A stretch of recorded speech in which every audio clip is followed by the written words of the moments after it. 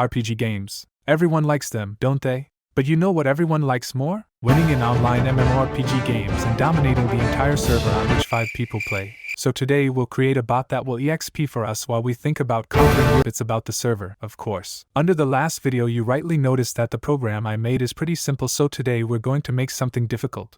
But just a little. I'm not getting paid anyway. The game I chose for automation is Rookoi Online because I don't know other RPG games and I played this one 4 years ago, but I always gave up after a week because XP took a long time, but today we will fix it and speed up the process. The code is supposed to work as follows. Using OpenCV we will detect the mobs that are to be clicked, then the character will defeat them, and we will gain points. Easy?